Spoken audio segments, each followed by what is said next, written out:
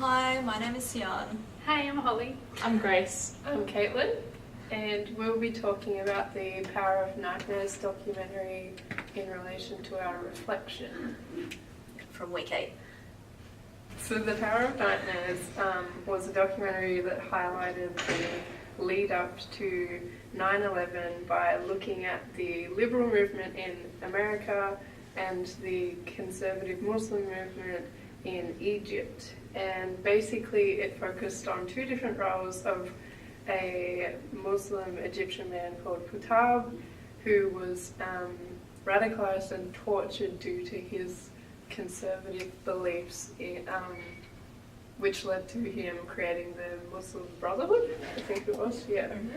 And at the same time, the Cold War was happening in the Russia and America, which led to a liberalism downfall in riots and just a mess, which led to the neoconservative group with Leo Strauss becoming the leadership of that ideology. And basically they started a movement for nationalism, good versus evil, and they decided to go to war with Russia and just communism in general. So the main topic and idea about this documentary would be the politics of fear and how both sides use fear to kind of manipulate the civilians into believing their cause and then fighting for their cause and then just destruction. So... And it also created this norm of fear, which was the war on terror, which was that America was being or would be attacked by the enemies of this was the American version, but anyway, yeah. Both. Yeah. Oh yeah, both. By the Soviet Union and also those networks that were kind of run by the Soviet Union. And that also extends to the week 8 reading, the Rumsfeld case, where the torture and inhumane treatment of the detainees in Iraq and Afghanistan was justified because it was fulfilling this goal of fighting the enemy and stopping the enemy, whereas it would the treatment in any other environment would be considered a mass crime, and it was a state crime, but it was enabled. I think the interesting thing about that is that it connects to the documentary. In the first 10 minutes or so, they explain how Qutb went to America and he learnt, I think he went to university there, and then he went back home. He didn't like the ideals that America had or individualism and everything.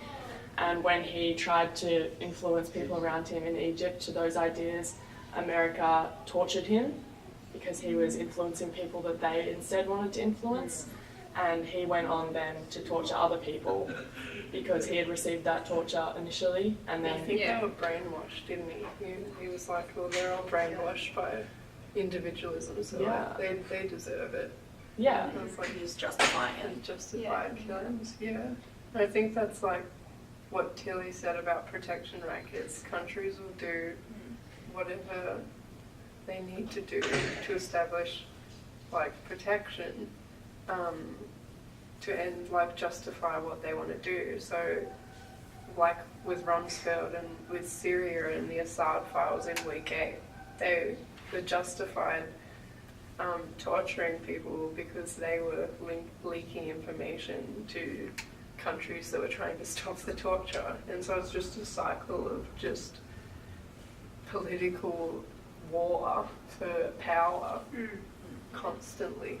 So much crime is being committed in order to stop crime. Yeah. So it's all just... It's almost an oxymoron. Yeah, exactly. And also, relating back to Tilly with the protection rackets, it's also that thing of, it was called, or protection rackets where the people in power actually create the threat, they did with what's his name? Leo Strauss. Yeah. Or he, in order to create this... Team B, Yeah, where it was even though the CIA was like, there is no evidence of these nuclear weapons or weapons of mass destruction, it was still, they needed, or like they wanted to create this fear through this potential threat. Potential. Yeah. Which they then in turn started to believe themselves and get out Do of propaganda, that. everything. But in order to then be the people who like save the day kind of thing, like in order to they The good versus evil sort of. Yeah. So they look better. They first underhandedly. yeah, like they create the the threat, problem. but then they're also like, oh, but we know how to fix it. We Yeah, need exactly, to all Yeah. fight this enemy. We all need to have They're this. manipulating everyone. Yeah. Which is terrifying because it's normal civilians that are getting harmed Mm. just by lack of truth Yeah. and fact. And there's no law to justify. Like No, there's they made it. the criminal. Yeah. There's criminal courts that oversee it, but there's no like implications for the countries that do it. Like there's no There's like no justice. like No. no president is going to go to jail for like allowing that. Like it's the people, as we were talking about, it's the people lower to society that And they- are always targeted. And they benefit from it. The states are benefiting Yeah. very Yeah, well. for sure. They just like gain more and more power, Mm. and it's scary because that is still like happening today.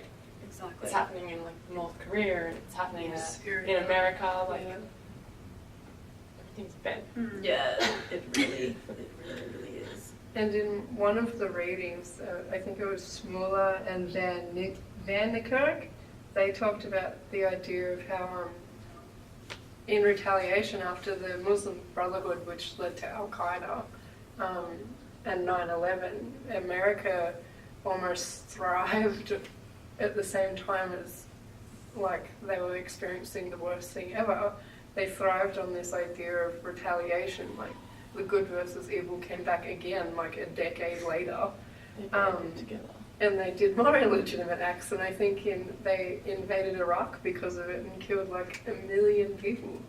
Even though it wasn't the Iraqis, it was a radicalist group who did it. Like, it's insane that they use that to enhance their position as a nationalist country. Yeah, they use it to justify their actions, and it means that they can really do whatever they want as long as they have a reason behind it, and if that reason is convincing enough, which it always seems to be.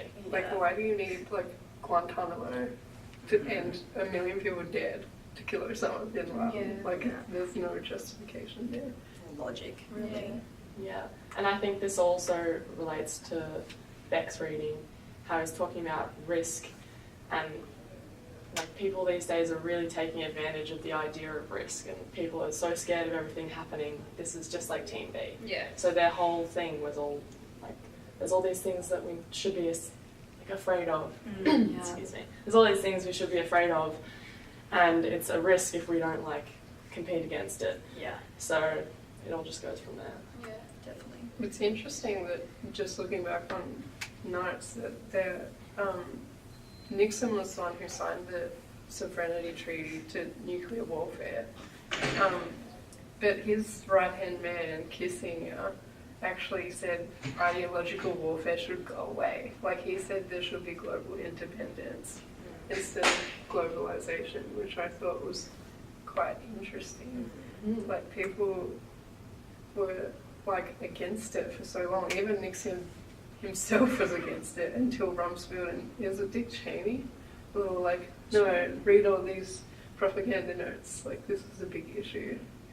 And then they decided to go against the Soviets, but, like, there's so many assumptions. Yeah. Okay, also guys, yeah, and what has thinking through this topic contributed to our understanding of global crime? What's everyone gained the most out of it? This. Well, I have, especially watching this documentary, I've kind of realised that I've never really thought all that much about law and crime. Like, it's something that I've been aware of, sure, but I never really thought about it the way Nordstrom did or the way Tilly did, about how it all began, and there's no crime without law. And the fact that all these things that are happening now, like police, every time I look at police down the street now, I kind of think that's kind of weird. Whereas before then, I just thought it was the norm. The norm, yeah. Yeah. Yeah. But like that all originated from somewhere, and like what gives these people power over everyone else? Really? Exactly. yeah, it's really made me look at the state's role in things. Yeah, And and how how most the of the media time- perpetuates it Yeah, as well. and they're the Yeah. ones really harming the civilians.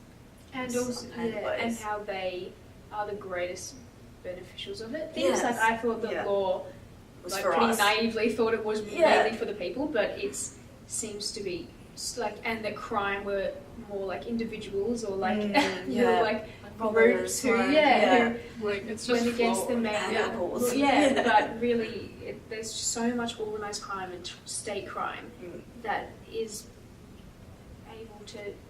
It's kind of like an insult to the idea of sovereignty Yeah. and like democracy. Like you go on social media and everyone's so happy because Australia is like the free country and this whole idea of freedom, and it's like who's actually free here, because there's It's still quite a harsh lot. laws Yeah. and there's the, like I imagine if Australia went to war, half of us would be shipped off with like no politicians volunteering to do that. It's pretty weird because freedom is kind of like consequential of your actions. Like you Yeah. can't be free unless you do these certain things, which means that you aren't Not It's not really. free. It's not Yeah. free. And it's not sovereignty. And I don't think it's possible for people to be free and for everything to like No, run smoothly. no, not at all. No, I agree. But that will go into philosophical chat. Yeah. So, okay.